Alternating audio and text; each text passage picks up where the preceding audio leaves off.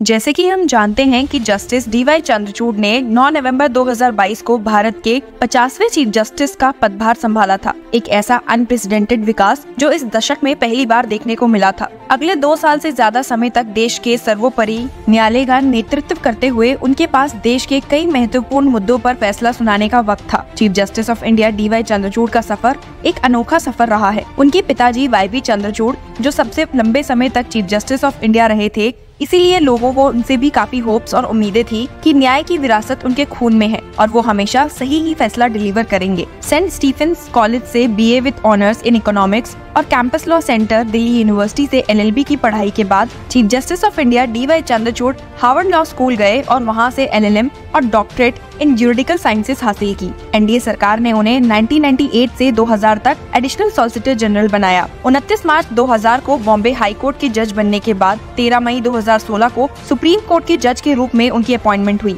उन्होंने कई landmark judgments दिए हैं, जिसमें right to privacy, Ayodhya case, Sabarimala case और एडल्ट्री डीक्रिमिनलाइजेशन शामिल है। उन्होंने जज ब्रिज गोपाल हरिकृष्ण लोया की मौत की जांच की मांग करने वाली पीआईएल को भी खारिज किया था, जो Sohrabuddin Sheikh fake encounter case से जुड़ी थी, जिसमें अब के गृह मंत्री अमित शाह का नाम भी आया था। Chief justice of India DY Chandrachud हमेशा से ही ट्रांसपेरेंसी के पक्ष में रहे हैं। अपने इस टेन्योर में उन्होंने सुप्रीम कोर्ट की प्रोसीडिंग्स को लाइव स्ट्रीम करने की अनुमति भी दी थी। सेक्शन 377 आईपीसी को डीक्रिमिनलाइज करने वाले बेंच का भी हिस्सा रहे हैं। आपको उनके टेन्योर के एंड होते होते ये भी पता चल गया होगा कि वो एक अर्ली राइजर हैं और सुबह 3:30 बजे उठते हैं। उनके इंटेलेक्चुअल एबिलिटी और कल्चर व्यवहार का सब लोग मान करते हैं। लॉयर्स उनके सामने अपने विचार प्रस्तुत करना पसंद करते हैं, क्योंकि उनका लिबरल आउटकम और वुमेन और मार्जिनलाइज्ड के अधिकारों के प्रति संवेदनशील दृष्टि उनकी जजमेंट्स में चमकती है। अब इतनी खूबियां होने के बाद अब जो वक्त नजदीक आ रहा है कि नवंबर 2024 में हमारे current chief justice of India DY Chandrachud retire होने वाले हैं, सबके लिए ये सोच पाना काफी मुश्किल हो गया है कि आने वाले chief justice of India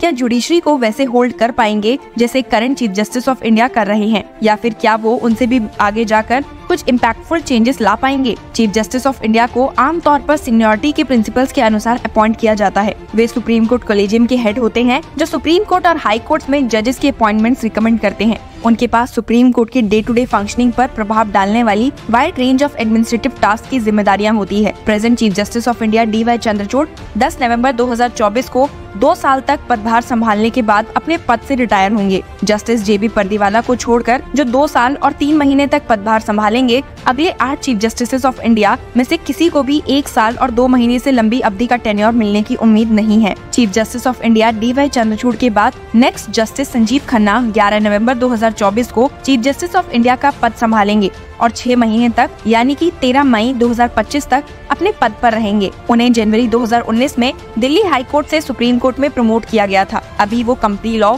arbitration, service law, maritime law, civil law और कमर्शियल लॉ जैसे केसेस देख रहे हैं। अपने 4.5 साल के टेन्योर में जस्टिस खन्ना ने 358 बेंचेस का हिस्सा बनकर 90 से ज्यादा जजमेंट्स लिखे हैं। 2023 में उन्होंने कॉन्स्टिट्यूशन बेंच के शिल्पा शैलेश केस का जजमेंट लिखा था, जिसमें सुप्रीम कोर्ट ने इरिवर्टिबल ब्रेकडाउन के बेसिस पर सीधा डाइवोर्स देने का अधिकार दिया था। Union of India versus UCC case में वो कॉन्स्टिट्यूशन बेंच का हिस्सा थे, जिसमें यूनियन की क्यूरेटिव पिटीशन को रिजेक्ट किया गया था, जो भोपाल गैस ट्रेजेडी के विक्टिम्स के लिए एडिशनल कंपनसेशन मांग रही थी। यूनियन की एप्लीकेशन में जो सुप्रीम कोर्ट के जोसेफ शाइन 2018 जजमेंट के खिलाफ थी, उन्होंने और 4 बेंच ऑफ जजेस ने यूनानिमसली डिसाइड किया कि जजमेंट आर्म फोर्सेस के मेंबर्स पर लागू नहीं होता। पिछले साल वो 3 जज बेंच का हिस्सा थे, जिसमें SC/ST के लिए प्रमोशंस में रिजर्वेशन का मुद्दा उठा था। जस्टिस LN राव के साथ मिलकर उन्होंने डिसाइड किया कि रिजर्वेशंस पर कैडर होनी चाहिए, न कि पूरी सर्विस के लिए। 2019 में उन्होंने फेमस RTI जजमेंट लिखा और कहा कि जुडिशियल इंडिपेंडेंस, ट्रांसपेरेंसी और अकाउंटेबिलिटी के रास्ते में नहीं आनी चाहिए। 2022 में उन्होंने ये डिसाइड किया कि आर्बिट्रेटर्स अपनी फीस खुद डिसाइड नहीं कर सकते। इनके 6 महीने के टेन्योर के बाद जस्टिस BR गवई 14 मई 2025 को चीफ जस्टिस ऑफ इंडिया बनेंगे और थोड़ा 6 महीने से ऊपर का टेन्योर संभालेंगे, जो 23 नवंबर 2025 तक रहेगा। उन्हें मई 2019 में बॉम्बे हाई कोर्ट से सुप्रीम कोर्ट में एलिवेट किया गया था। जस्टिस गवई पहले शेड्यूल कास्ट जज हैं, जो सुप्रीम कोर्ट में जस्टिस KG बालाकृष्णन के 2010 के रिटायरमेंट के बाद सर्व कर रहे हैं। Justice Gavai land acquisition, service law, criminal law और कंज्यूमर प्रोटेक्शन रिलेटेड मैटर्स देख रहे हैं। अपने 4 साल के टेन्योर में उन्होंने 148 जजमेंट्स लिखे हैं और 429 बेंचेस का हिस्सा रहे हैं। इस साल की शुरुआत में जस्टिस अब्दुल नाजिर के कॉन्स्टिट्यूशन बेंच ने यूनियन की 2016 डिमोनेटाइजेशन स्कीम को अपहोल्ड किया था। उसी बेंच ने डिसाइड किया कि पब्लिक ऑफिशियल्स अपने स्टेटमेंट्स या ओपिनियंस के लिए लायबल नहीं हो सकते। अभी उन्होंने 3 जज बेंच का नेतृत्व किया है जो सीबीआई और ईडी डायरेक्टर्स के रिपीटेड टेन्योर्ड एक्सटेंशन के केस का जजमेंट रिजर्व कर रखा है। वो 9 जज बेंच का भी हिस्सा थे जो साबरीमाला रिव्यू पिटीशन और पारसी एक्स कम्युनिकेशन केसेस को सुन रहे थे। जस्टिस गवाई के बाद जस्टिस सूर्यकांत 24 नवंबर 2025 से लेकर 9 फरवरी 2027 तक यानी कि 1.2 इयर्स तक के लिए चीफ जस्टिस ऑफ इंडिया रहेंगे। उन्हें मई 2019 में सुप्रीम कोर्ट में एलिवेट किया गया था। इंटरेस्टिंग बात यह है कि उन्होंने अपनी अपॉइंटमेंट के समय 11 सीनियर जजेस को सुपरसीड किया था। सुप्रीम कोर्ट कॉलेजियम ने उनका नाम इसलिए रिकमेंड किया था ताकि उनके parent high court of Punjab and Haryana का रिप्रेजेंटेशन हो सके। अभी जस्टिस कांत क्रिमिनल, फैमिली और इलेक्शन रिलेटेड मैटर्स देख रहे हैं। अपने 2 साल के टेन्योर में वो 319 बेंचेस का हिस्सा रहे हैं और 55 जजमेंट्स लिखे हैं। पिछले साल वो उस बेंच का हिस्सा थे जिसमें सुप्रीम कोर्ट ने 1 रैंक 1 पेंशन स्कीम को अपहोल्ड किया था। वो बेंच का हिस्सा भी थे जिसमें सुप्रीम कोर्ट ने डिसाइड किया कि आर्बिट्रेटर्स अपनी फीस खुद से डिसाइड नहीं कर सकते। 2019 में उन्होंने 3 जज बेंच का यूनानिमस डिसीजन लिखा जो कहता है कि लाइफ इम्प्रिजनमेंट आईपीसी 1860 के तहत 20 साल तक सीमित नहीं होती। वो 9 जज बेंच का हिस्सा भी थे जो साबरीमाला रिव्यू पिटीशन का केस सुन रहा था जो अभी पेंडिंग है। Next in line justice Vikram Nath जो 7 फरवरी 2027 से लेकर 23 सितंबर 2027 तक चीफ जस्टिस ऑफ इंडिया रहेंगे। उनका टेन्योर लगभग 8 महीने तक का है। उन्हें अगस्त 2021 में सुप्रीम कोर्ट में एलिवेट किया गया था। उनका parent high court Allahabad high court है। अभी वो लेबर लॉ, सर्विस लॉ और सिविल रिलेटेड मैटर्स केसेस देख रहे हैं। सुप्रीम कोर्ट में अपने अपॉइंटमेंट के बाद जस्टिस नाथ 180 बेंचेस का हिस्सा रहे हैं और उन्होंने 40 जजमेंट्स लिखे हैं। वो सुप्रीम कोर्ट के कई कॉन्स्टिट्यूशन बेंचेस का भी हिस्सा रहे हैं। इन बेंचेस ने डिसाइड किया है कि supreme court directly irretrievable breakdown of marriage की बेसिस पर डाइवोर्स दे सकती है। इन्होंने दाऊदी बोहरा कमेटी के एक्स कम्युनिकेशन केस को 9 जज बेंच को भी रेफर किया था। उसी बेंच ने यूनियन की क्यूरेटिव पिटीशन को भी रिजेक्ट किया था जो भोपाल गैस ट्रेजेडी विक्टिम्स के लिए एडिशनल कंपनसेशन मांग रही थी। इतने male chief justice of India होने के बाद नेक्स्ट जस्टिस बीवी नागरत्ना पहली women chief justice of India बनेंगी, लेकिन उनका टेन्योर सिर्फ 36 दिनों का होगा। 24 सितंबर 2027 से लेकर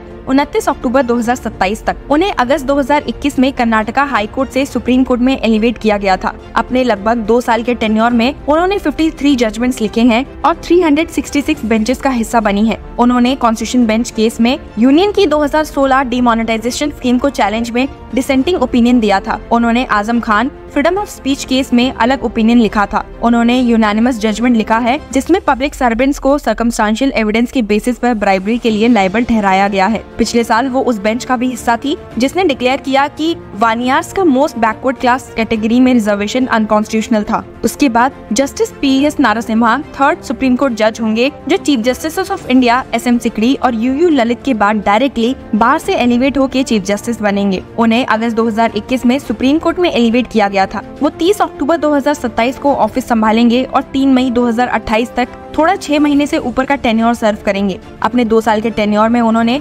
169 बेंचेस का हिस्सा बनकर 40 जजमेंट्स लिखे हैं। वो उस 5 जज बेंच का हिस्सा थे जिसमें गवर्नर ने मिस्टर उद्धव ठाकरे का महाराष्ट्र में फ्लोर टेस्ट कराने का फैसला गलत ठहराया था। उसी बेंच ने ये भी डिसाइड किया था कि NCT ऑफ दिल्ली में दिल्ली स्टेट गवर्नमेंट को सर्विसेज कंट्रोल करना चाहिए, न कि यूनियन को। जस्टिस नारसिम्हा 5 जज कॉन्स्टिट्यूशन बेंच का भी हिस्सा रहे हैं जिन्होंने इंडिया में ग्रुप ऑफ कंपनीज डॉक्ट्रिन की एप्लीकेबिलिटी और मैरिज इक्वालिटी की प्लीज में जजमेंट रिजर्व किया है। उनके बाद justice Pardiwala chief justice of India का पद 3 मई 2028 को संभालेंगे। वो चीफ जस्टिस ऑफ इंडिया के रूप में 2 साल और 3 महीने का टेन्योर सर्व करेंगे जो अगस्त 11, 2030 तक चलेगा। वो सुप्रीम कोर्ट के 4th पारसी जज हैं और उन्हें गुजरात हाई कोर्ट से 9 मई 2022 को एलिवेट किया गया था। वो इस लिस्ट में एकमात्र चीफ जस्टिस ऑफ इंडिया होंगे जो कम से कम 2 साल का टेन्योर संभालेंगे। अपने 1 साल के टेन्योर में जस्टिस परदीवाला 95 बेंचेस का हिस्सा रहे हैं और 36 जजमेंट आखिरी जज हैं जस्टिस KV विश्वनाथन। बाहर से डायरेक्टली एलिवेट होने वाले 4th सुप्रीम कोर्ट जज होंगे जो अगस्त 2030 में चीफ जस्टिस ऑफ इंडिया बनेंगे। वो अपनी रिटायरमेंट 25 मई 2031 तक लगभग 10 महीने का टेन्योर सर्व करेंगे। उन्हें 2008 में सीनियर एडवोकेट डेजिग्नेट किया गया था। तब से उन्होंने कई हाई प्रोफाइल केसेस जैसे व्हाट्सएप की प्राइवेसी पॉलिसी का चैलेंज और मैरिज इक्वालिटी का प्ली रिप्रेजेंट किया है। वो कोर्ट के एमिकस भी रह चुके हैं, जो केसेस जैसे कि सीबीआई ईडी डायरेक्टर्स के टेन्योर एक्सटेंशंस का चैलेंज और लोअर कोर्ट्स में जुडिशियल अपॉइंटमेंट्स की सुप्रीम कोर्ट मॉनिटरिंग के मुद्दे को संभाला है। ये वीडियो आपको क्रोनोलॉजी उन सभी जजेस और उनके वर्क्स के बारे में बताती है जो आने वाले चीफ जस्टिस ऑफ इंडिया बनेंगे। अब देखना है कि क्या ये सब current chief justice of India के वर्क और स्टैंडर्ड को मैच कर पाएंगे। What are your views? Share with us and keep following Law Chakra.